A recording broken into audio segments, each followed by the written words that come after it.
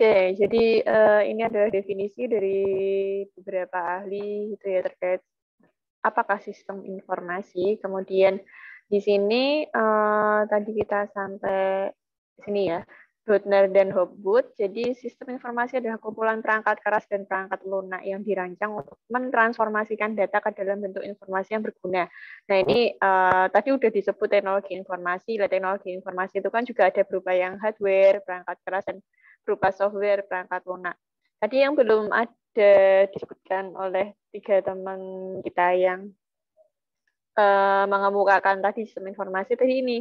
Jadi transformasi data ke dalam bentuk informasi yang berguna. Nah, ini adalah harfiahnya sistem informasi itu. Jadi dari data ditransformasi ke dalam bentuk informasi, di mana nantinya dalam bentuk informasi itu akan lebih bermanfaat gitu. Jadi apa yang ingin disampaikan itu tersampaikan kepada user. Kemudian menurut Gary Ness, Oram, dan Wiggins tahun 90, di sini sistem informasi adalah suatu sistem buatan manusia yang secara umum terdiri atas sekumpulan komponen berbasis komputer dan manual yang dibuat untuk menghimpun, menyimpan, dan mengelola data serta menyediakan informasi keluaran kepada para pemakai atau user. Nah ini sistem buatan manusia terdiri dari sekumpulan komponen berbasis komputer maupun manual. Jadi teknologi dan juga manual gitu. Kita kan juga butuh tenaga manusianya. Nah, ini maksudnya transformasi tadi ya. Ada menghimpun, menyimpan, mengelola data. Kemudian menurut Hall 2001, di sini sistem informasi adalah sebuah rangkaian prosedur formal di mana data dikelompokkan, diproses menjadi informasi dan didistribusikan kepada pemakai. Ini hampir sama.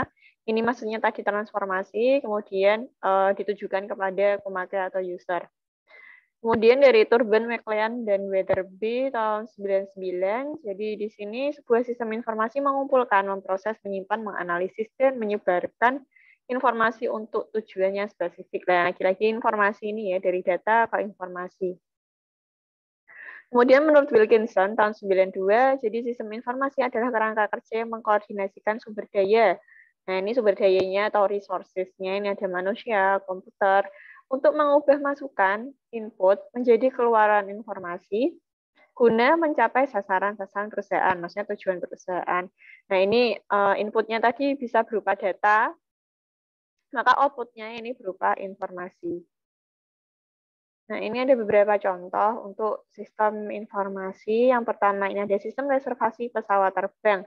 Jadi ada ya yang tiap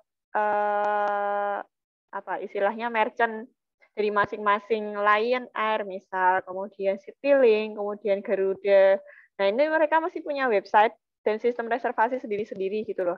Tapi karena sekarang ini teknologi udah makin maju, jadi kita dari Traveloka, tiket.com itu dari semua maskapai itu kita bisa kelihatan gitu loh mana yang paling murah sampai yang paling mahal, terus jam keberangkatannya juga tinggal pilih gitu kan kita. Nah, ini dimudahkan dengan itu sistem reservasi pesawat terbang. Kemudian ada sistem informasi lelang atau tender, procurement ini biasanya di instansi pemerintah ya kayak di dinas-dinas. Itu biasanya mereka itu melakukan tender untuk barang-barang yang kayak udah lama gitu atau masa habis pakainya udah sampai terus habis itu harus dilelang. Nah, ini mereka biasanya pakai sebuah sistem informasi yang berbasis web. Ini pakainya e-procurement. Kemudian ada sistem biometrik, ini kalau yang absen-absen pakai apa namanya? Pakai jempol. Kemudian ada yang pakai wajah juga. Terus ada sistem telemetri berupa sensor, detektor. Nah, ini detektor itu kayak itu ya kalau kalian masuk mall itu kan biasanya diperiksa untuk tasnya, kemudian kalau di Jogja itu kalau di Amplas tuh sampai di mobil-mobilnya itu juga ada detektornya. Kemudian di sistem berbasiskan kartu cerdas atau smart card. Ini yang paling kalian pakai sehari-hari, ini ada kayak SIM card, itu bisa kayak e-money, tol, nah itu termasuk smart card. Itu yang buat tuh Pura PST itu loh, yang di pojokan Bangjo itu. Nah, itu ada perusahaan Pura yang memang dia itu memproduksi smart card itu yang PST. Saya lupa panjangnya Pura apa gitu. Kemudian di sini Nah, ini masih tentang sistem informasi. Jadi dari tadi kita menyebut data, terus ditransformasi menjadi sebuah informasi. Nah, ini data sendiri definisinya adalah fakta-fakta dan gambar mentah yang akan diproses menjadi informasi. Kemudian kalau informasi ini adalah data yang diolah menjadi bentuk yang lebih berguna dan lebih berarti bagi yang menerimanya. Jadi yang asalnya data-data itu ngacak, misal ya kita nggak tahu itu maksudnya apa sih gitu. Nah, kemudian ditransformasi itu akan menghasilkan sebuah informasi. Nah, misal kayak fakta-fakta dan gambar. Misal ada data NIM kalian, kemudian ada data foto kalian. Kalau nggak jadi satu, terus ngacak gitu kan, itu jadi nggak berarti gitu loh. Oh, leseng ini, gambar ini tuh punyanya siapa? Oh, yang NIM ini punyanya siapa gitu. Nah, itu masih berupa data. Nah, ketika sudah ditransformasi, ditoto, oh NIM itu tuh kolomnya adalah ini, kolom NIM dimasukinya. Oh, kalau yang foto-fotonya itu masukinya adalah di kolom foto diri. Nah, itu nanti akan jadi sebuah informasi. Nah, itu kan udah ditransformasi kan, udah ditata, kemudian dikelompokkan. Nah, itulah yang nanti akan jadi informasi. Nah, NIM sekian, fotonya itu ini, kemudian alamatnya di mana, nomor HP-nya berapa. Nah, itu merupakan suatu informasi. Kemudian di sini sistem fisik perusahaan. Nah, kalau yang kemarin ikut pemodelan sistem pasti familiar ya. Jadi ini kayak environment-nya yang sempat kita bahas. Kemudian di sini adalah sistemnya. Ini di dalam sistem, ini tuh adalah perusahaan kita, misal. Kita misalkan perusahaan ini ya, organization, ya sistem informasinya itu ini. Ini kan ada input tadi yang berupa data. Kemudian diproses, ditransformasi, ada mengklasifikasikan, menyusun, atau menghitung bahkan. Nah, ini prosesnya, kemudian menjadi output. Nah, outputnya itu kan berupa informasi tadi. Nah, ini bisa jadi feedback buat input ke depannya. Kemudian, untuk environment atau lingkungannya di luar sistem, ini environment itu adalah hal-hal yang di luar sistem, tapi dia bisa mempengaruhi secara tidak langsung gitu pengaruhnya. Kayak supplier, kemudian di sini ada customer, ini ada regulatory atau peraturan, kemudian ada stockholder atau pemegang saham, dan juga kompetitor. Nah, ini merupakan environment di sini, lingkungan. Kemudian dimensi dari sistem informasi. Nah, kalau kalian misal ikut himpunan, ikut BEM, ini kan ada organisasi ya di situ. Nah, pasti ada manajemennya juga gitu loh. Ada yang bertindak sebagai ketua, ada yang bertindak sebagai sekretaris, tugasnya sendiri-sendiri. Ada yang bertindak sebagai ketua divisi, mungkin kalau kalian disebutnya apa, ketua bidang atau apa. Nah, ini ketika cuma ada dua dimensi ini, organisasi dan manajemen itu belum membentuk suatu sistem informasi. Nah, ketika dilengkapi dengan teknologi, maka itu bisa disebut dengan sistem informasi. Makanya mungkin ini bisa dijadikan keyword ya. Ada organisasi, ada manajemen, dan juga ada teknologi di situ. Maka jadilah sebuah sistem informasi. Kalau ada yang mau ditanyakan, silahkan aja. Misal langsung raise hand atau izin untuk bertanya, silahkan. Kemudian di sini ada ketergantungan perusahaan dengan sistem informasi. Ini ada sorry. Ini yang sebelah kiri adalah sebelah kiri adalah dari saya ada atau strategi, ada objek, atau tujuannya, kemudian bisnis atau program. Kalau kalian atau punya usaha, jadi kelihatan gitu loh kalian. Oh, proses bisnisnya. Ya harus bersabar ya. Ini gantian ininya apa internetnya tadi tiba-tiba putus. Sorry, nggak tahu. Harus bersabar ini ujian. Oke, saya lanjutkan. Semoga nggak putus-putus lagi suaranya. Kemudian ini ketergantungan perusahaan dengan sistem informasi. Nah, ini adalah di bagian perusahaannya, bagian bisnisnya yang saya bilang tadi ya. Jadi silahkan kalau misalnya kalian punya inisiasi mau bentuk atau mau mendirikan sebuah bisnis, kalian bisa mulai untuk membuat bisnis plan-nya dulu. Nah, di situ ada strategi bisnisnya mau gimana, kemudian tujuan usahamu tuh mau kayak gimana, terus ada proses bisnisnya yang memang dari awal, dari input awalnya itu apa, kemudian nanti prosesnya apa di situ. Nah, kemudian di sini ada bagian dari sistem informasinya. Nah, bagian sistem informasi ini ada berupa software. Software ini kan didukung oleh hardware. kemudian ada data management, ada telecommunication. Nah, kalau misalnya software tok tanpa adanya hardware, kalian bisa apa gitu?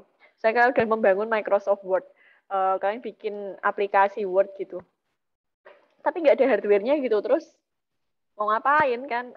Nggak bisa juga pakai Word tanpa ada hardware gitu. Nah, kalau hardware bisa dinyalakan gitu, tapi ketika nggak ada software, nggak ada Windows-nya, wes tampilannya kan blue screen kan kayak di awal gitu. Nah itu, jadi kelengkapan dari sistem informasi itu. Terus ada database-nya, ada data manajemennya juga. Kalau misalnya kalian yang dulu ikut prokomnya sama saya, itu kan sempat saya kasih juga terkait database ya. Yang pakai MySQL itu. Nah ini berupa data manajemennya di sini. Kemudian ada telekomunikasi, bisa dilengkapi dengan, misal ada fitur chat di situ, atau beberapa fitur apa namanya kayak email seperti itu. Nah, ini jadi satu kesatuan dari sebuah sistem informasi. Kemudian di sini adalah manfaat sistem informasi. Jadi ini saya bacanya dari bawah ya. Yang pertama mendukung proses dan operasi bisnis. Nah, piramid ini nanti juga menentukan dari level strategi di dalam perusahaan. Kemudian yang di middle ini bagian tengah dia mendukung pengambilan keputusan, dan yang paling atas itu dia mendukung keunggulan kompetitif. Jadi kalau ini kan level bawah itu kayak operatornya, kemudian dia kan yang mendukung proses dan operasi bisnis sih, yang menggerakkan kan mereka. Kemudian di middle manajemennya itu mendukung pengambilan keputusan, misal SPV atau manajer atau asisten manajer. Nah ini yang di level atas gitu, yang udah eksekutifnya ini mendukung keunggulan kompetitif, dan itu kan kayak udah merupakan citra perusahaan ya. Jadi kalau citra perusahaannya unggul itu kan juga bermanfaat buat perusahaan itu sendiri. Jadi misal memudahkan nih hubungan antar supplier, kemudian memudahkan untuk pengerjaan produksinya, memudahkan untuk saving cost, jadi revenue-nya meningkat. Nah, kemudian cakupan sistem informasi. Oke. Nah, di sini ada komputer hardware, komputer software, data management teknologi, dan networking and telecommunication technology. Untuk komputer hardware, di sini adalah peralatan fisik yang digunakan untuk aktivitas input, proses, dan output di dalam sistem informasi. Tadi sempat kita bahas mengenai hardware. Contohnya di sini apa untuk hardware? Hardware, contohnya, tadi di capaian pembelajaran ada bisa memberikan contoh untuk teknologi maupun sistem informasi. Apa? Hardware? Gampang toh hardware. Kan kalian juga pakai hardware ini.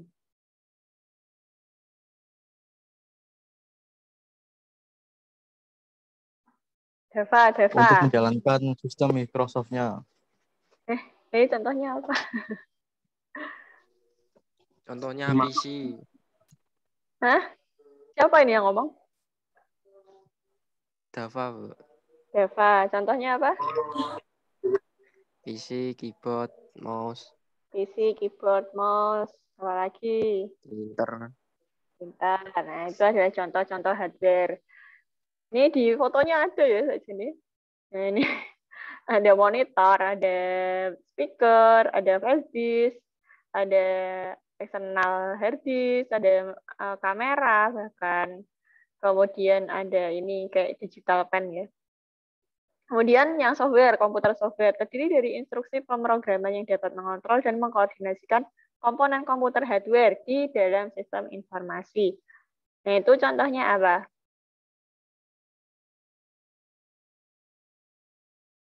Mozilla, Office, Google, Radical Bean, Adobe. Terus apa lagi itu?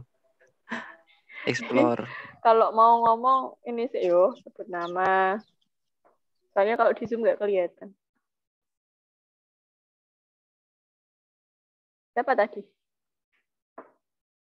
Dava. Oh, Dava lagi.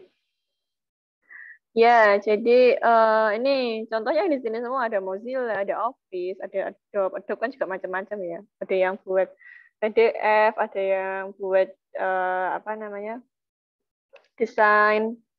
Kemudian ini yang kamu pakai Zoom, ini kan juga termasuk software ya. Kemudian ada data manajemen teknologi, terdiri dari software yang mengatur organisasi data pada media penyimpanan fisik. Nah, ini contohnya kayak kalau perusahaan pasti butuh penyimpanan data yang besar ya. Nah, itu mereka butuh server. Server itu kan juga ada hardware-nya, juga ada software-nya. Nah, ini untuk data manajemen teknologi. Kemudian di sini ada networking dan telecommunication teknologi, terdiri dari hardware dan software yang menghubungkan perpindahan data antar hardware. Ini contohnya dulu kalau saya pas kerja di pabrik itu tuh, misal kantor depan itu tuh bagian yang departemen-departemen lain gitu loh. Misal ada departemen finance, departemen produksi, itu mereka kantornya di depan. Nah, kalau saya kan kantornya di belakang karena bagian engineering. Itu saya bisa buka foldernya anak produksi yang memang dibuka loh ya. Jadi mungkin itu biasanya data-data umum lah bisa dipakai sama semuanya, atau memang data itu harus di-share ke semuanya biar kita tuh biasanya kalau bikin laporan, kalau bikin laporan tuh saya butuh data dari produksi, data ininya. Nah, itu biasanya mereka bukanya adalah data-data kayak gitu. Jadi saya bisa buka foldernya mereka gitu, yang memang foldernya mereka buka. Terus kalau misal atasan saya, asisten manajer saya butuh data apa gitu dari komputer saya, oh iya Pak, saya share ya di folder ini, nanti tinggal dibuka aja di folder ini. Jadi nggak perlu kirim email, nggak perlu apa. Nah, ini itu yang menghubungkan adalah berupa LAN. LAN-nya itu kan kabel ya, kabel internet itu. Jadi lewat itu kita bisa melakukan perpindahan data antar hardware ya dengan pakai itu, network itu tadi, teknologi. Nah, ini kan contohnya juga pakai LAN, network, atau bisa mungkin pakai WiFi juga. Nah, kemudian di sini ada model sistem informasi manajemen. Di sini sistem informasi manajemen adalah sistem berbasis komputer yang dapat membuat informasi tersedia untuk sejumlah pengguna dengan kebutuhan yang serupa. Nah, ini ada software untuk membuat laporan, report writing software. Ini menghasilkan laporan berkala dengan jadwal tertentu dan laporan khusus kepanitiaan. Ya, jadi biasanya ada ya yang butuh report dari bulan ini sampai ini, report apa nih, report penjualan atau apa. Kemudian model matematis menghasilkan informasi sebagai hasil dari suatu simulasi atas operasi perusahaan. Jadi di dalam software-nya itu tuh ada model matematisnya gitu. Jadi kita tinggal masukin data, nanti diolah pakai model matematisnya. Nah, itu baru nanti keluar, informasi dari data yang diolah dengan model matematis itu seperti ini. Ini gambarnya. Jadi ini tadi ya, untuk data ini pakai panah yang penuh, informasi ini pakai panah yang putus-putus. Nah, ketika ini istilahnya environment kan, dari luar kan, ini data masuk, ini informasi juga masuk ke dalam database. Kemudian dari database ini diambil untuk report data maupun informasi yang diambil. Kemudian di sini mathematical model, dia butuh datanya. Nah, dari report writing software ini nanti akan keluar juga informasi. Nah, informasinya kan itu tadi, yang report tadi, misal report dari bulan apa, report apa yang mau diambil gitu. Kemudian kalau dari mathematical model ini misal dari data. Nanti di matematika model misal yang X itu tuh sebagai apa, variabel apa, Y itu sebagai variabel apa, Z sebagai variabel apa, dan seterusnya. Terus dihitung dengan matematika model itu, diproses, keluar informasi. Nah, ini menjadi problem solver untuk perusahaan. Jadi informasi yang keluar itu akan menjadikan problem solver bagi perusahaan, ya mungkin bisa untuk meningkatkan produksi atau untuk mempercepat pengiriman atau apa dan lain sebagainya. Itu kan juga kembali lagi ke lingkungan kan. Misal kalau biar cepat pengirimannya itu juga buat customer gitu.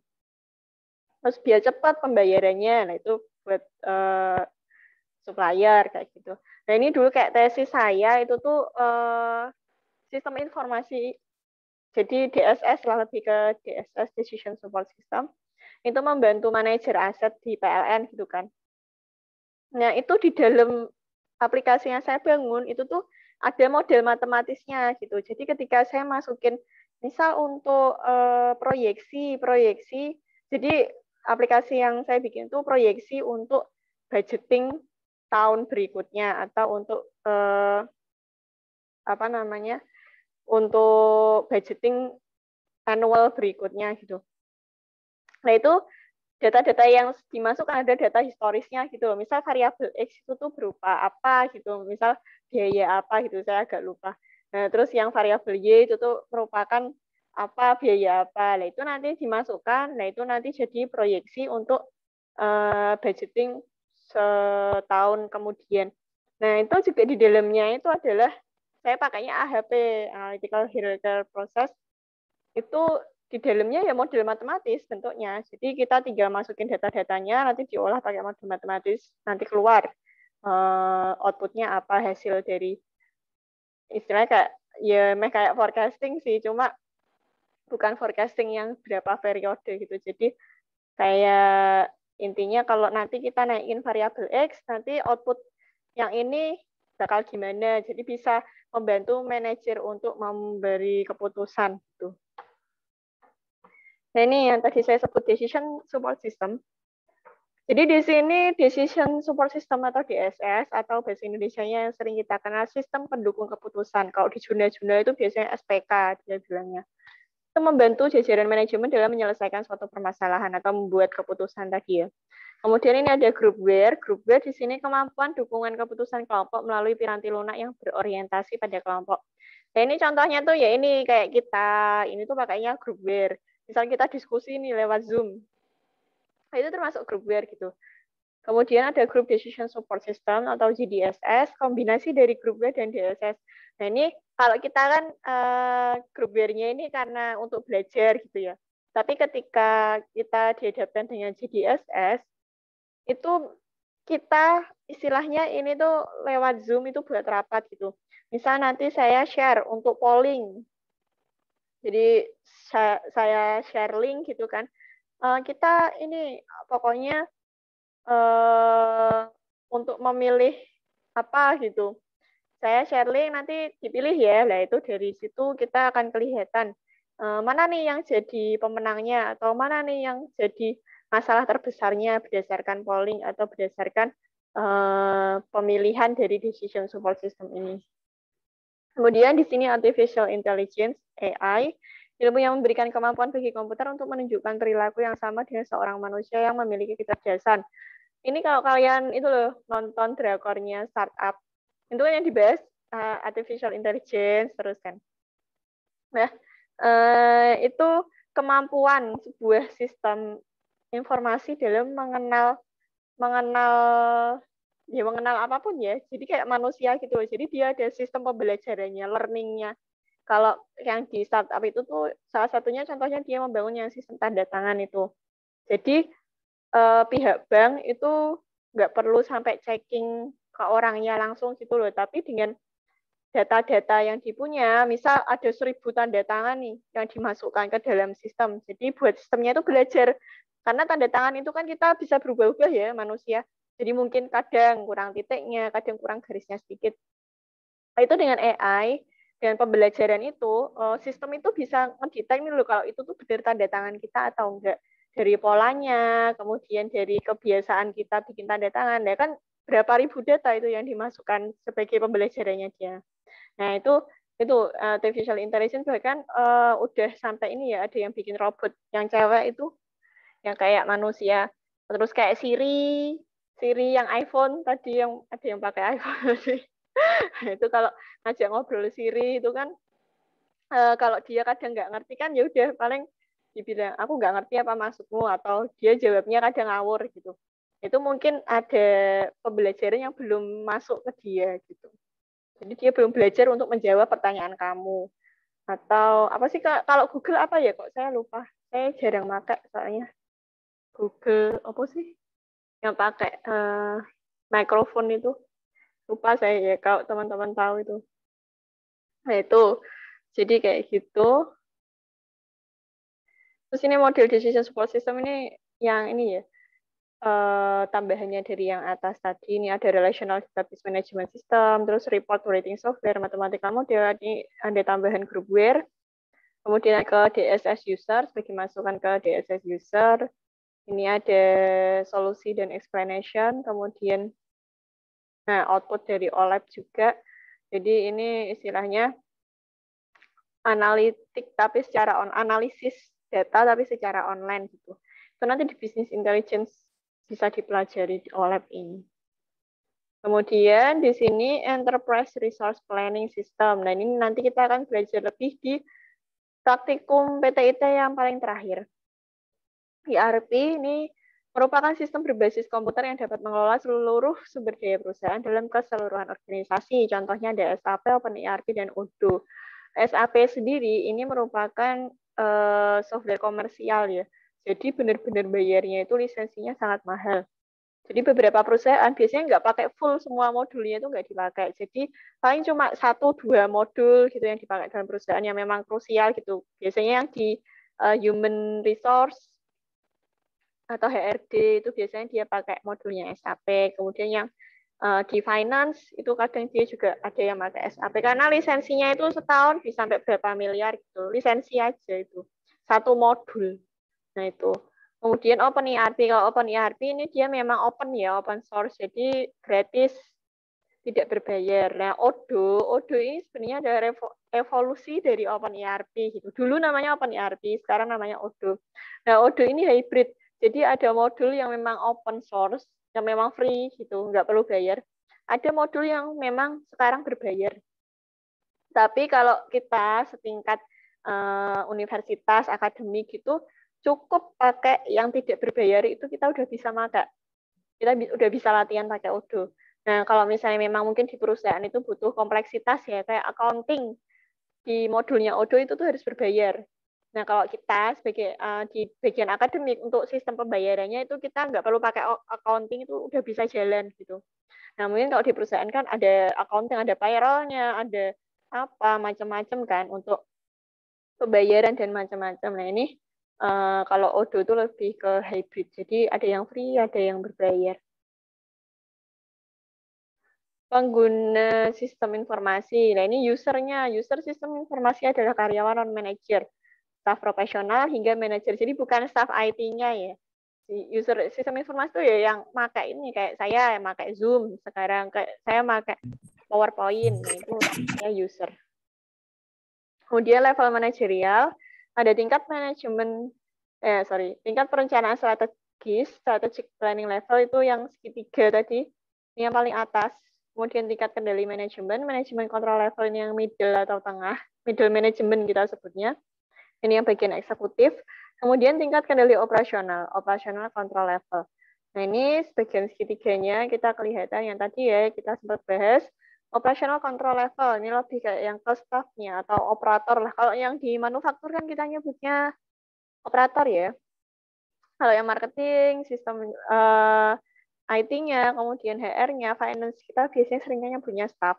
Kemudian manajemen control level ini kan ya kayak sejenis tadi yang SPV, kemudian manager atau asisten manager. Nah ini kalau yang strategic planning level itu yang paling atas eksekutifnya kayak CEO atau presidir mungkin atau factory manager kalau di pabrik. Nah ini yang bagian strategik.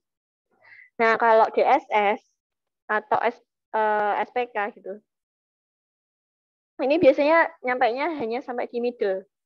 Nah, kalau yang business intelligence, tadi kan di awal video ya, kita sempat bahas ada business intelligence, itu udah bisa membantu para orang-orang yang ada di strategic level ini untuk membuat keputusan dengan lebih baik. Nah, itu business intelligence, dia posisinya di sini. Nah, ini ada tahapan pemecahan masalah. Yang pertama, aktivitas intelijen. Jadi mencari kondisi-kondisi yang membutuhkan solusi di dalam lingkungan. Nah, kondisi-kondisi yang membutuhkan solusi ini, kamu harus cari, ini istilahnya mencari masalahnya gitu loh, akar permasalahannya itu sebenarnya gimana sih? Apa sih penyebabnya gitu? Kok bisa muncul masalah kayak gini gitu? Nah, kemudian lanjutkan aktivitas perancangan. Kalau udah tahu nih, oh masalahnya ini, akar permasalahannya ini.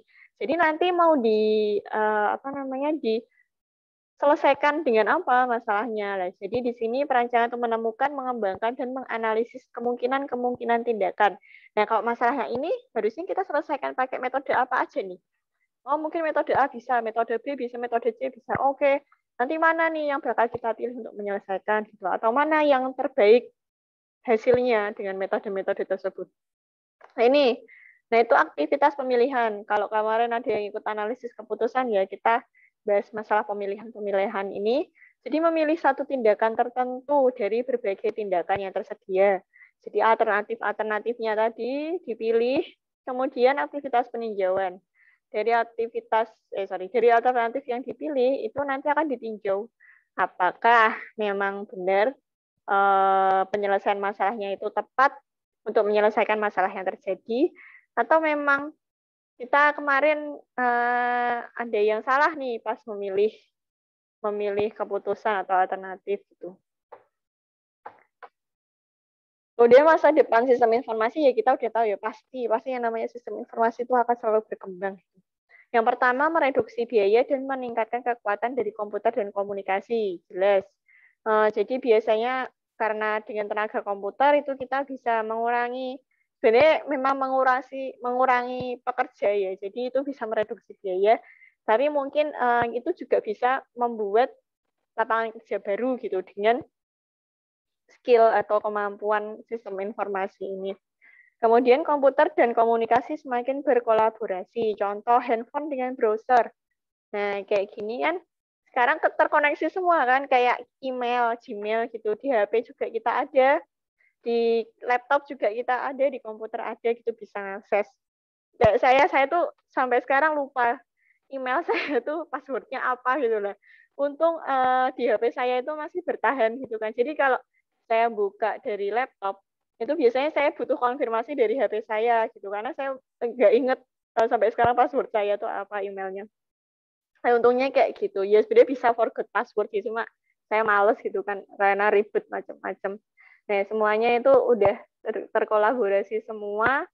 Kemudian kayak Zoom itu juga bisa di HP, juga bisa di laptop, di mana aja bisa. Kemudian komputer masa depan akan semakin murah, ukuran semakin kecil, mudah dibawa dan terkoneksi. Nah, ini kayak laptopnya juga gitu. Dari yang kecil sampai yang gede, ukurannya juga ada. Kemudian kalau semakin murahnya ini tergantung dolar ya. Jadi dulu saya beli juga murah sebenarnya, tapi sekarang karena dolarnya naik, harganya jadi kayak tetap mahal gitu loh. Nah, ini tergantung apa namanya dolarnya, itu juga mempengaruhi. Kemudian terkoneksi ini juga sama ya, kita bisa connect WiFi di mana-mana, kita bisa pakai LAN juga, terkoneksi dan lain sebagainya. Oh, ternyata udah selesai. Daftar pustaka yang saya pakai ini ada Kenneth Loudon, O'Brien James, ada Raymond McLeod, tapi yang paling sering saya pakai ini. Apalagi nanti kalau buat diagram ada IRD, entity relationship diagram, ada data flow diagram. Ini saya patokannya pakai ini Raymond McLeod ini. Karena kadang ada yang beda untuk membuat DFD-nya kayak gitu. Ada yang mau ditanyakan untuk pertemuan pertama?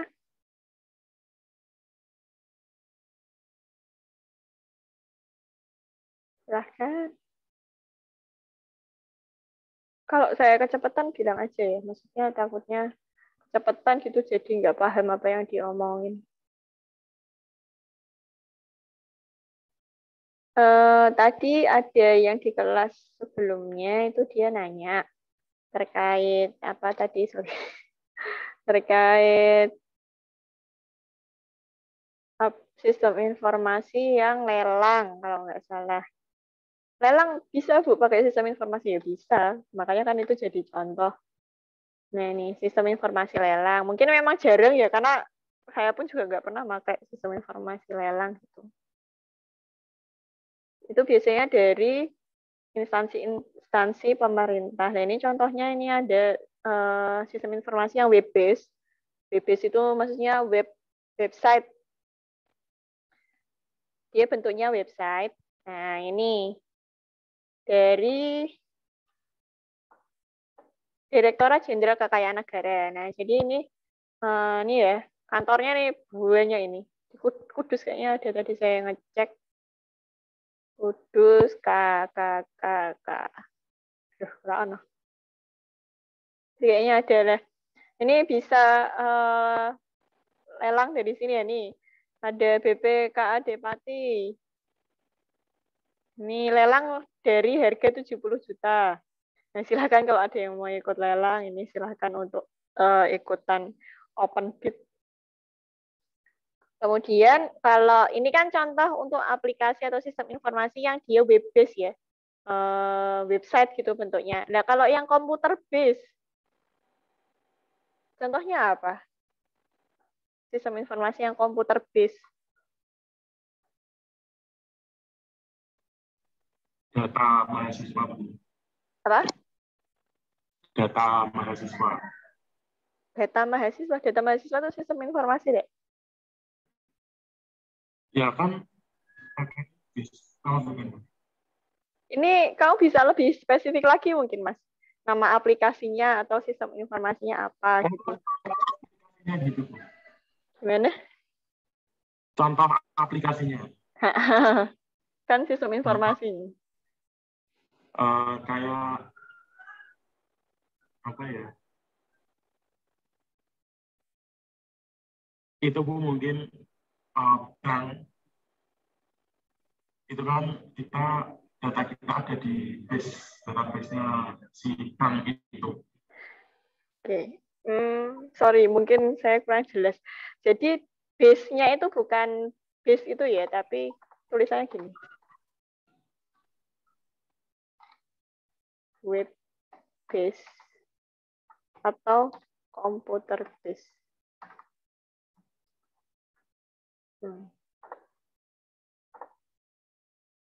Nah, tulisannya ini base. Jadi sebenarnya bukan database yang saya maksud, tapi dia itu basisnya itu sistem informasinya itu apa gitu. Kenapa disebut web base? Karena kita mengaksesnya itu lewat web. Nah, kenapa disebut computer base? Itu kita mengaksesnya itu lewat komputer. Nah, kalau web base tadi contohnya ini tadi ya, yang sistem lelang, karena kita harus masuk ke alamat websitenya, baru bisa kita mengakses sistem informasi tersebut. Tapi kalau computer base itu memang aplikasinya itu hanya bisa digunakan di komputer. Jadi nggak perlu kita ke website untuk menulis alamat websitenya, tapi di komputer kita bisa langsung pakai gitu.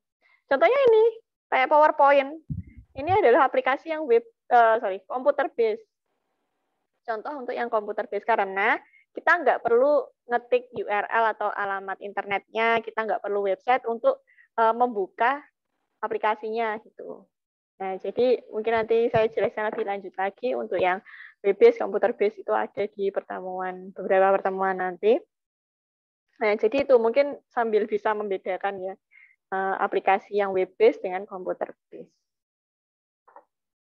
Gitu. Contohnya ya ini PPT, terus ini apa Zoom yang kamu pakai itu kan kamu nggak perlu ngeklik URL-nya. Kayak kalau Zoom sih hybrid sih ya, ada yang web base, ada yang komputer base karena dia juga bisa diakses lewat web meskipun nanti diarahkan ke aplikasinya gitu.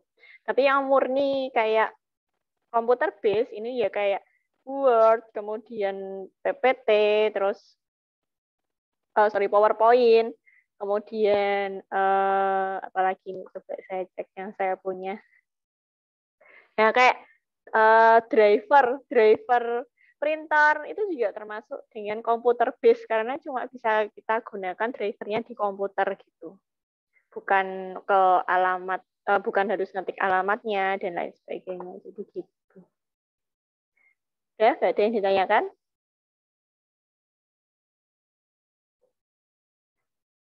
Sementara mungkin nggak ada, Bu. Kalau nggak ada, saya absen ya.